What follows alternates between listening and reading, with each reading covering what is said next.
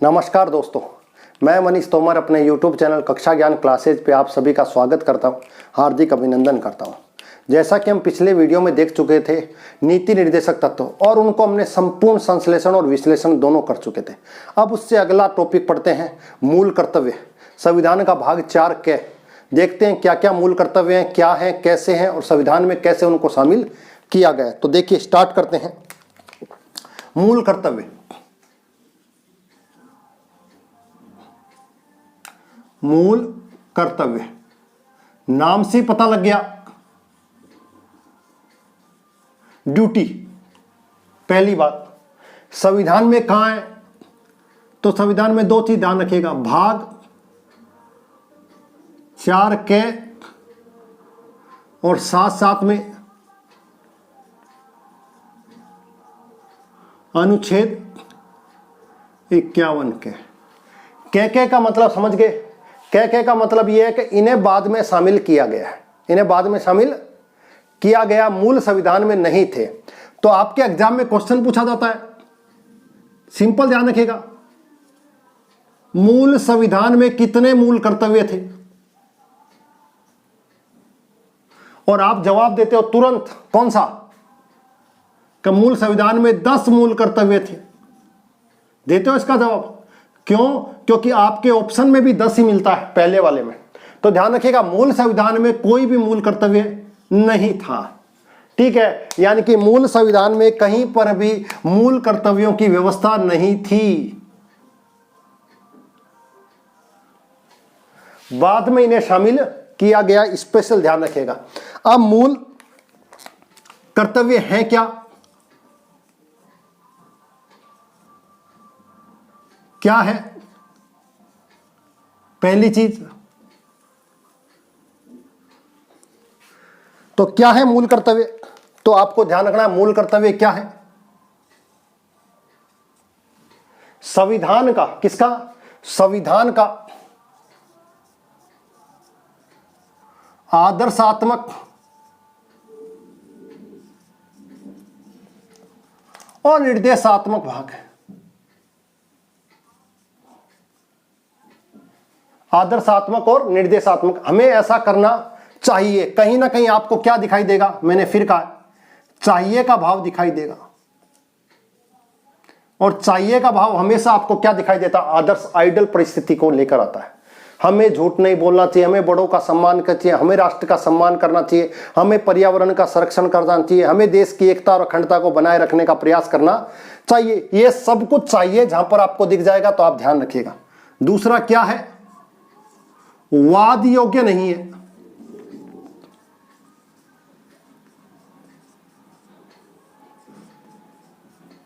यानी कि कोर्ट के द्वारा इन्हें प्राप्त नहीं किया जा सकता, इनके खिलाफ वाद जारी नहीं किया जा सकता, ये गैर न्यायोचित हैं, न्यायोचित नहीं हैं। समझ में आ गई बात? दूसरा ध्यान रखिएगा, गैर न्यायोचित हैं।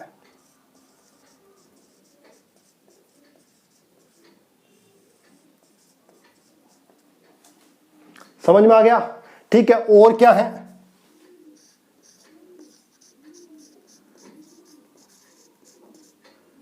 नागरिकों के कर्तव्य हैं। समझ में आ गया? इससे पहले वाला भाग राज्य के कर्तव्य हैं, और उसके बाद तुरंत इसको शामिल किया गया, जहां पर इसको स्थापित किया गया, जहां पर इसको शामिल किया गया, वो स्थान राज्य के कर्तव्यों के बाद है नागरिकों के कर्तव्य। राज्य अपने कर्तव्य पूरे करे और नागरिक भी अपने कर्तव्यों को अगर पूरी तरीके से निर्वाह करता है तो एक अच्छे लोक कल्याणकारी राज्य की क्या हो सकती है? स्थापना हो सकती है। स्थापना के लिए दोनों की भूमिका महत्वपूर्ण है। किसकी? राज्य अपनी भूमिका पूर्ण रूप से निभाए और नागरिकों के जो कर्तव्य है वो भी नागरिक अपने पूर्ण रूप से कर्तव्यों को क्या करें? निर्वहन करें। अगर दोनों अपने ड्यूटीज को सही तरीके से करते हैं तो एक अच्छे राज्य की, लोक कल्याणकारी राज्य की क्या हो सकती है? स्थापना हो सकती है, अच्छे नागरिकों के लिए। किसके लिए है? अब सिंपल सी बात है, क्यों ये मूल कर्तव्य क्यों है? तो सिंपल सी बात है, मूल कर्तव्य क्यों होंगे?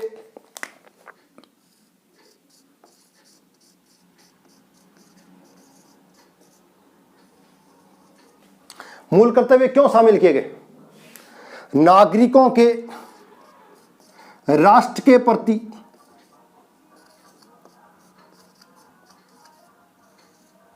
सकारात्मक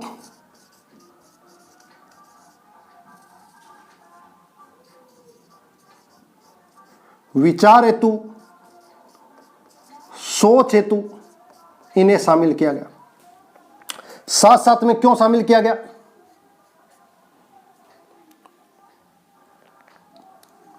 अच्छे नागरिकों का क्या हो सके, निर्माण हो सके।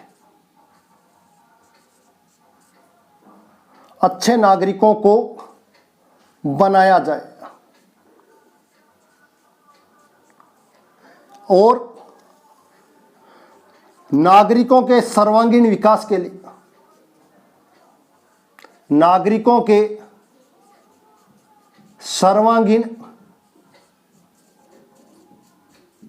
विकास हेतु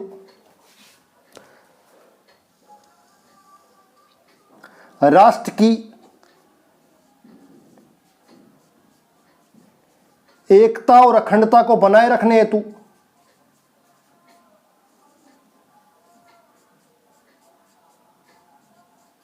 ये कुछ चीजें हैं जिनको संविधान में क्या किया गया, शामिल किया गया। क्यों किया गया, मैं आपको फिर बताऊं। नागरिकों के जो विचार है, जो सोच है, राज्य के प्रति या राष्ट्र के प्रति कैसी हो, सकारात्मक हो, उसके लिए अच्छे नागरिकों का निर्माण हो सके। अच्छे नागरिकों का निर्माण कब होगा? जब नागरिक अपने कर्तव्यों को पहचान सकेंगे और उनको कहीं ना कहीं लागू कर सकेंगे या उनको अपना सकेंगे। ठीक है, राष्ट्र की एकता और अखंडता को बनाए रखने का प्रयास है। इसलिए सभी लोगों को कुछ राष्ट्र के मूल्य, किसके मूल्य? उन राष्ट्र के मूल्य एक तरीके से क्यों है और क्या है, यहां पर ऐसा आ सकता है कि आखिर मूल कर्तव्य क्या है? राष्ट्र के मूल्य हैं। राष्ट्र के मूल्य जिन्हें नागरिकों को क्या करना चाहिए, अपनाना चाहिए, उनको स्वीकार करना चाहिए, उनके हिसाब से अपने दायित्वों का निर्वहन करना चाहिए। एक तरीके से नागरिकों के दायित्व उनको ऐसा करना चाहिए। अब कैसे, संविधान में कैसे आए?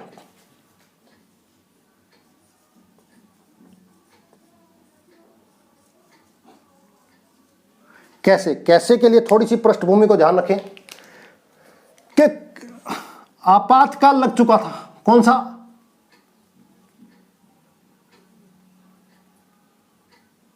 आपातकाल की घोषणा हो गई थी। और जब आपातकाल की घोषणा हो गई तो नागरिकों के कुछ कर्तव्यों को महसूस किया गया कि नागरिकों के कुछ कर्तव्य होने चाहिए, नागरिकों को अपने ड्यूटी का कुछ फर्ज निभाना चाहिए, राष्ट्र के प्रति उनके कुछ न कुछ दायित्व होने चाहिए। ये दिमाग में विचार आया और इस विचार को इंप्लीमेंट करने के लिए फिर क्या किया गया कि उनको शामिल करने की कोशिश की गई और उसके लिए एक कमेटी बनाई गई, सरदार स्वर्ण सिंह।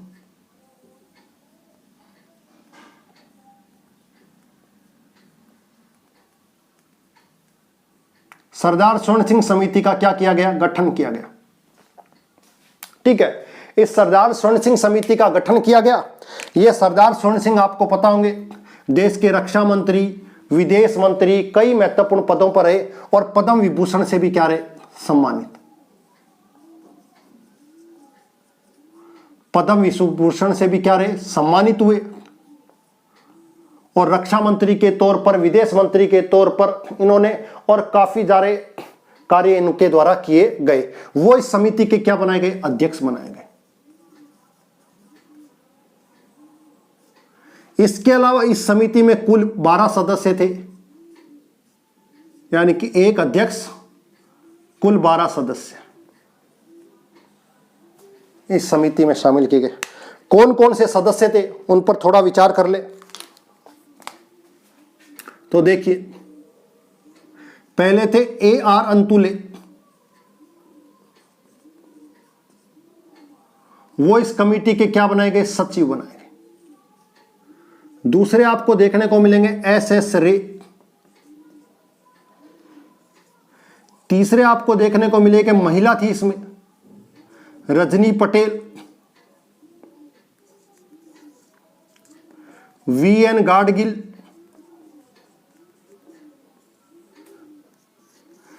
C.M. स्टेफिन आपको देखने को मिलेंगे। और इसके सदस्य होते हैं DS सिंह, और इसके सदस्य होते हैं वसंत साठे, और इसके सदस्य हो सकते हैं BN बनर्जी,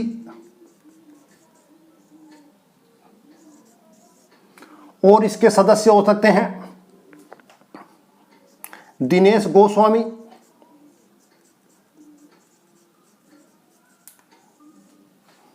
और इसके हो सकते हैं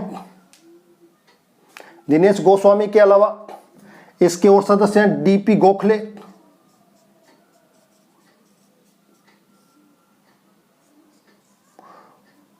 और एक इसके सदस्य हो सकते हैं DS गोस्वामी। ये कुल 11 सदस्य आपको देखने को मिलेगा जो इस कमेटी में थे।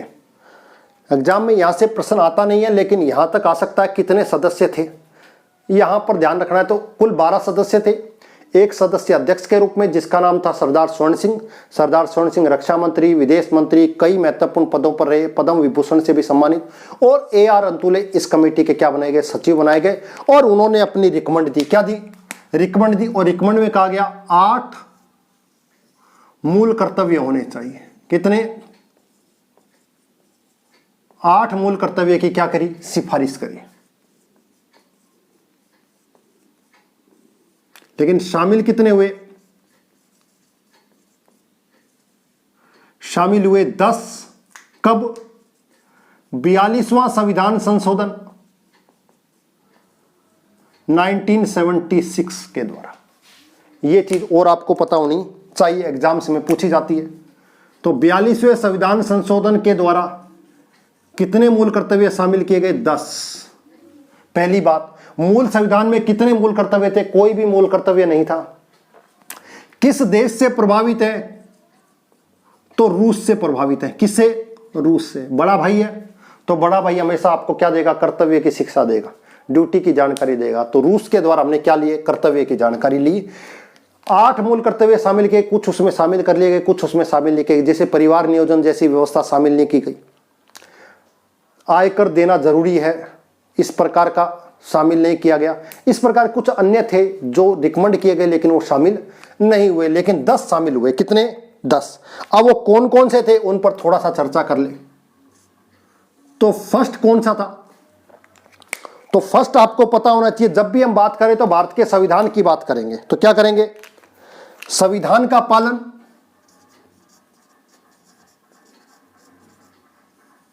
संविधान का पालन, उसके आदर्श,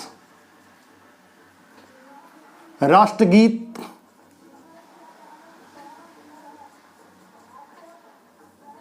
और राष्ट्रीय ध्वज का क्या करना चाहिए? सम्मान करना चाहिए। हमारा पहला कर्तव्य क्या है? भारत के संविधान का पालन करें। पालन करने के साथ साथ उसके आदर्श, उसके राष्ट्रगीत और राष्ट्रगान को, राष्ट्र ध्वज को क्या करें? सम्मानित करें। यह सबसे महत्वपूर्ण कार्य आपको दिखाई दे रहा होगा। ठीक है। इसके बाद बात करें दूसरा मूल कर्तव्य।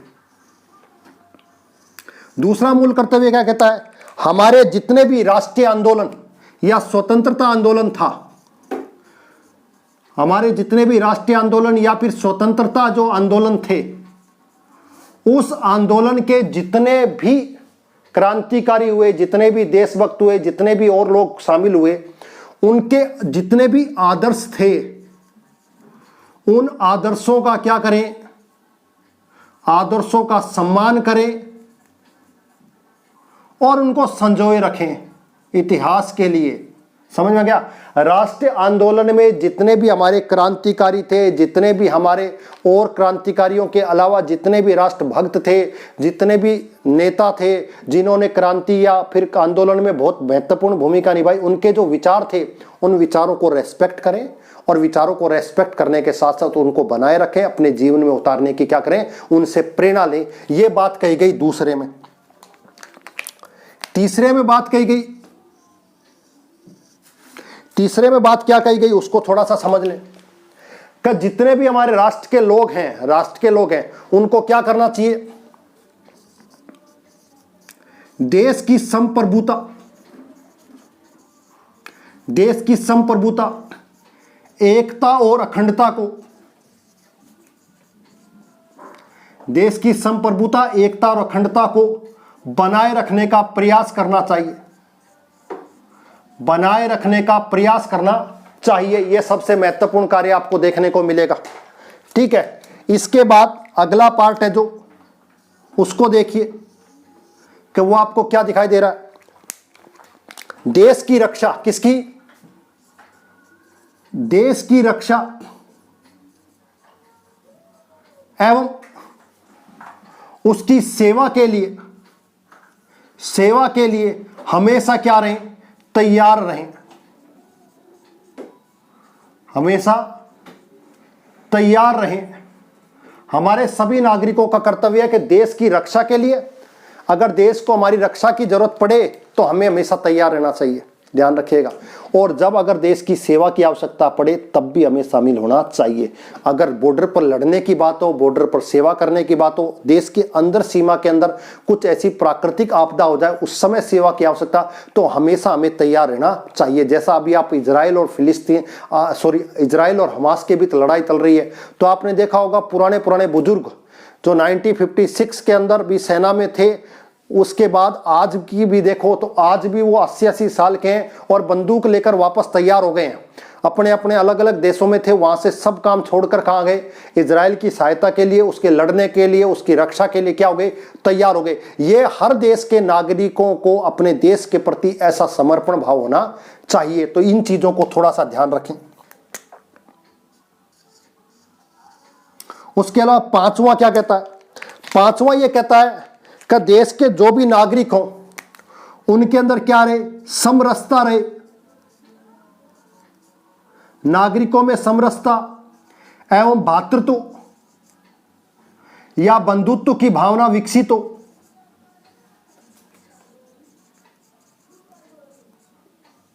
बंधुत्व की भावना क्या रहे? विकसित रहे। देश के प्रत्येक नागरिकों को यह चीज ध्यान रखनी है। उसके अलावा धर्म, भाषा, प्रदेश या वंश के आधार पर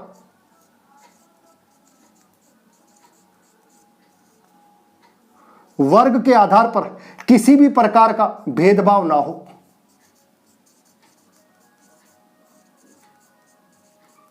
लोगों में समरसता रहे, प्यार भाईचारा बना रहे।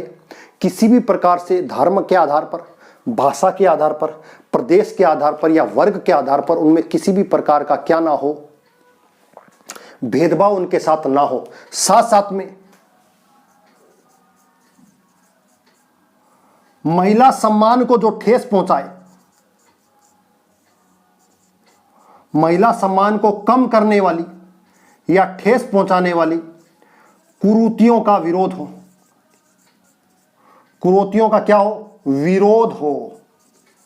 ऐसी कुरीति जो कहीं ना कहीं महिला के सम्मान को क्या पहुंचाए? ठेस पहुंचाए, तो इस प्रकार की कुरीतियों का क्या करना चाहिए? विरोध करना चाहिए। यह ध्यान रखिएगा। उसके अलावा 6 की बात करें,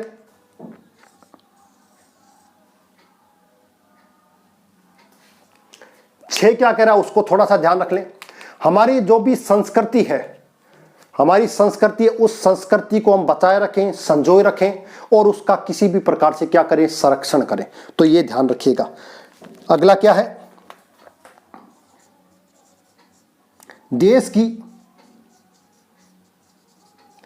संस्कृति और सभ्यता का क्या करें?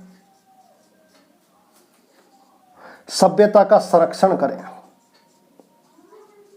ध्यान रखना, देश की जो भी संस्कृति है उसको अक्षुण्ण बनाए रखें, उसको बचाए रखें और उसका संरक्षण करें। क्यों?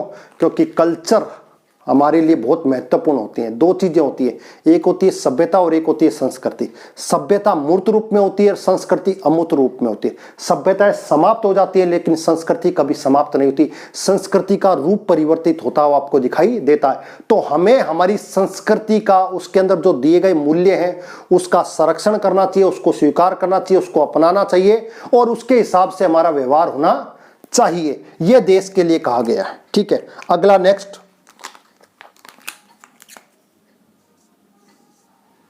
सातवां क्या कह रहा है, पर्यावरण का संरक्षण। किसका?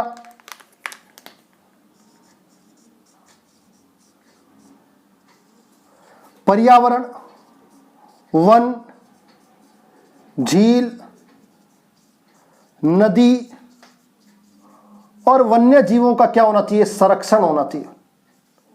इन सब का क्या करें, संरक्षण करें और सभी के प्रति कैसा रखें, इनके प्रति कैसा भाव रखें, सम्मान का भाव। यानी कि सिंपल सी बात है, वन्य जीवों के प्रति किसी भी प्रकार का क्या ना करें, उनको जीवन जीने का उनको भी क्या है, अधिकार है। समझ में आ गई बात? तो ध्यान रखें कि हम क्या करें कि इन सब का संरक्षण करें और इनके प्रति हमारे जो कर्तव्य हैं उनको हम फुलफिल करें।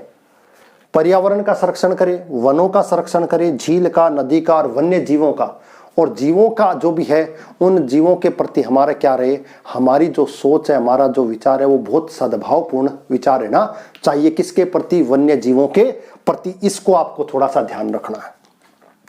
उसके अलावा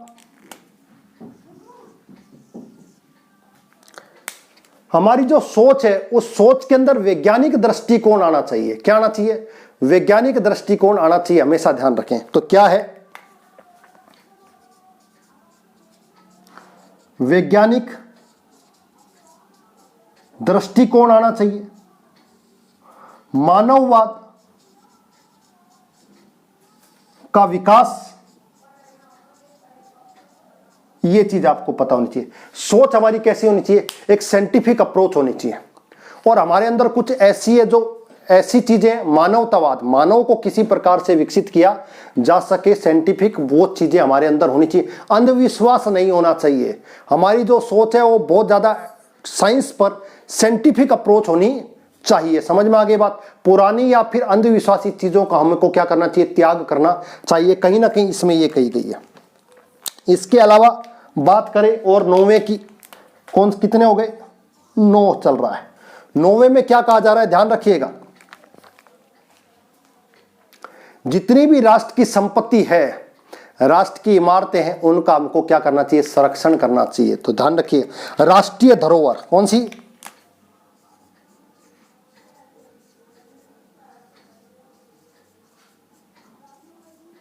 राष्ट्रीय धरोहर का क्या करना चाहिए? संरक्षण करना चाहिए, संरक्षण करना। अच्छा, इसमें और ध्यान रखिए, वैज्ञानिक दृष्टिकोण, मानववाद का विकास और हिंसा से हम हमेशा क्या रहें? हिंसा से दूर रहें। ध्यान रखिएगा, दूर रहना वेरी वेरी इंपॉर्टेंट है। किससे दूर रहे? हिंसा से दूर रहे। 8वें में ध्यान रखना, वैज्ञानिक दृष्टिकोण, मानवतावाद का विकास और हिंसा से हमेशा हम क्या रहे? दूर रहे। इसके बारे में होना चाहिए। दूसरा, राष्ट्रीय धरोहर का हमको क्या करना चाहिए? संरक्षण करना चाहिए। जितनी भी राष्ट्र की संपत्ति है, जितनी हेरिटेज साइट है, जो भी हमारी राष्ट्र की प्राचीन समय की बिल्डिंग्स हैं, इमारतें हैं, धरोहर हैं, उन राष्ट्रीय का, उनका क्या करना चाहिए? हमको संरक्षण करना चाहिए, प्रोटेक्शन करना चाहिए। ये 9 आपको देखने को मिलेंगे। इसके अलावा 2 और रह गए, उन पर और चर्चा कर लो। 10 के अंदर ध्यान रखिएगा, 10वां क्या कह रहा है? व्यक्तिगत रूप से एवं सामूहिक रूप से प्रयास करने चाहिए। व्यक्तिगत रूप से और सामूहिक रूप से ऐसे प्रयास करने चाहिए जो हमारे राष्ट्र को आगे ले सके। किसको? सामूहिक रूप से प्रयास जो राष्ट्र को कहां ले जा सके? राष्ट्र को अग्रसर कर सके, या राष्ट्र का क्या हो सके? विकास हो सके। हमें स्वयं व्यक्तिगत रूप से और सामूहिक रूप से भी हमेशा ऐसा प्रयास करना चाहिए जिससे हमारा जो देश है वो हमेशा प्रगति के पथ पर आगे बना रहे, हमेशा आगे बढ़े। उसके हमको हमेशा प्रयास करने चाहिए। ध्यान रखिएगा। और लास्ट और अंतिम 11वां, 6 से 14 वर्ष के बच्चों के लिए माता और पिता संरक्षक का कर्तव्य। 6 से 14 वर्ष के बच्चों के लिए माता पिता और संरक्षक का कर्तव्य है कि वो शिक्षा के लिए कहां भेजें, उनको स्कूल भेजें। किसके लिए? शिक्षा के लिए उनको स्कूल भेजें, ये हमेशा ध्यान रखिएगा। और यही वो लास्ट और अंतिम है जो जोड़ा गया था 86वां संविधान संशोधन 2002।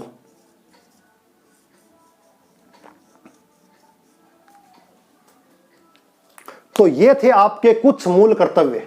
क्या थे? कुछ मूल कर्तव्य। मैं फिर आपको बता रहा हूं, ध्यान रखिएगा कि कौन कौन से मूल कर्तव्य थे। ये सारे के सारे मूल कर्तव्य थे। 11 मूल कर्तव्य, मूल संविधान में कोई मूल कर्तव्य नहीं था। बाद में 42वें संविधान संशोधन के द्वारा इनको जोड़ा गया था। एक कमेटी बनाई गई थी जिसमें कुल 12 सदस्य थे, 11 + 1। उसके अध्यक्ष कौन थे, उसके सचिव कौन थे, और हमारे कुल कितने 11 जो मूल कर्तव्य वो लिखा चुका हूं। 11वां 86वें संविधान संशोधन के द्वारा जोड़ा गया। तो मूल कर्तव्यों का ये टॉपिक है, इससे ज्यादा आपको कभी पढ़ने की आवश्यकता नहीं मिलेगी। ये पूरा का पूरा टॉपिक एक ही क्लास में मैंने आपको समाप्त कर दिया। एक चीज और ध्यान रखें, 1999 में, कौन से 1999 में 1999 में भी एक कमेटी का गठन किया गया था। हमेशा ध्यान रखें, उस कमेटी की भी सिफारिश ये थी, एक कमेटी गठित की गई थी, वर्मा कमेटी। कौन सी? मौलिक कर्तव्यों के लिए, लेकिन उसकी सिफारिशों को स्वीकार नहीं किया गया। तो एक फैक्ट और ध्यान रखना, कौन सी समिति? वर्मा समिति, 1999 में। बस ये और एक फैक्ट है। और तो ये आपकी क्लास एक ही क्लास में संपूर्ण हो गई। आगे आपको पढ़ने की आवश्यकता नहीं होगी। एक ही क्लास को 1 बार 2 बार या 3 बार पढ़ें। और इसके अलावा ये पूरा का पूरा टॉपिक आपका एक क्लास में मैंने क्या करा दिया, कंप्लीट करा दिया। आप इसको 1 बार 2 बार देखिएगा, आपके लिए बहुत महत्वपूर्ण है। अगर आज को आपकी क्लास बहुत अच्छी लगी हो और आपको लगता है कि ये क्लास हमारे लिए बहुत फायदेमंद है, तो प्लीज़ इस चैनल को लाइक, शेयर और सब्सक्राइब जरूर करें। बहुत बहुत आपको आज के लिए धन्यवाद।